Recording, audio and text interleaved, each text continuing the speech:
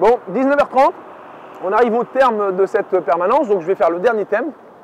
Et puis juste après, je ferai la conclusion. Cette semaine, on est entre 400 millions et 300 millions d'années. La semaine dernière, je vous ai dit pas grand-chose. Je vous ai surtout montré la vidéo de How to Grow a Planet de Ian Stewart. Et on comprend dans cette vidéo que les arbres et que les plantes sortent des océans, commencent à coloniser les continents.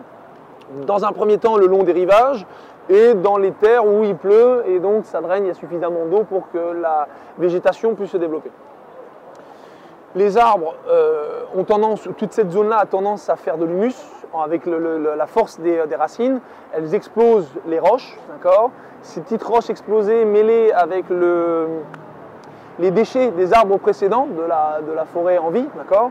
Tous ces déchets commencent à former de l'humus et là, les plantes peuvent se développer de plus en plus. Donc là, à cette époque, il y a deux plantes principalement deux espèces, deux variétés de plantes qui vont coloniser en masse la planète. La première, c'est la fougère, les fougères géantes, les différents types de fougères, la fougère d'aujourd'hui, puis il y en a plein de types. Tapez fougère sur Google et vous verrez. Et les conifères. D'accord, ce sont les deux variétés, les deux espèces qui ont boomé et qui ont colonisé la planète. Ce qui est intéressant de savoir, c'est qu'elles sont complémentaires l'une de l'autre. La fougère géante et la fougère de façon générale a besoin d'être près des cours d'eau parce que son moyen de reproduction, c'est elles lâchent des spermatozoïdes de leurs feuilles, d'accord.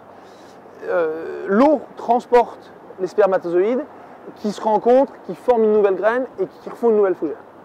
Donc elle a besoin d'eau pour pouvoir se reproduire.